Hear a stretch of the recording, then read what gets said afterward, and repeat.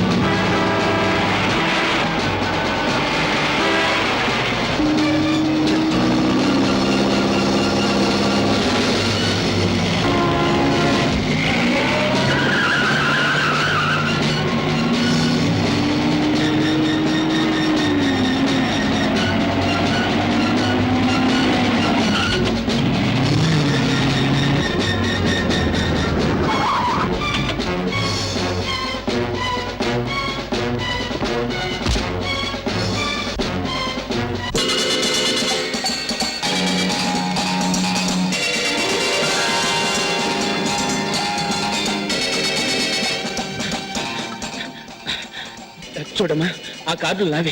ప్రస్తుతానికి నీ దగ్గర ఎట్టుకోవద్దు, నేను తర్వాత తీసుకుంటాను. పోలీసులు నన్ను వెంటాడుతున్నారు. మీ ఇల్లు ఎక్కడమ్మా? మా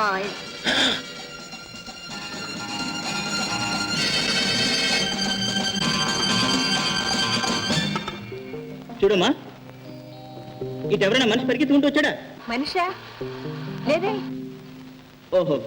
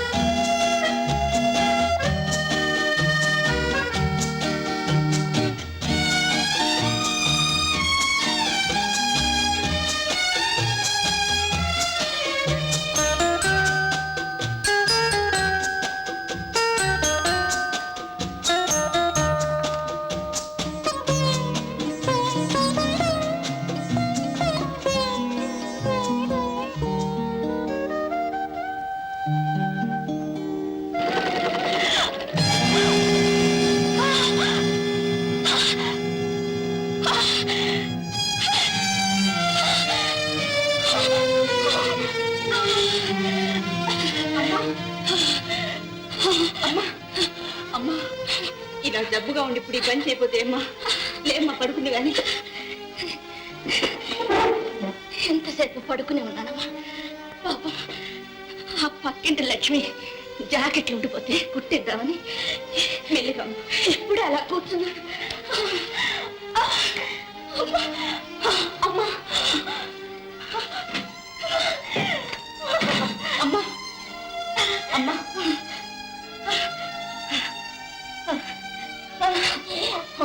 అమ్మా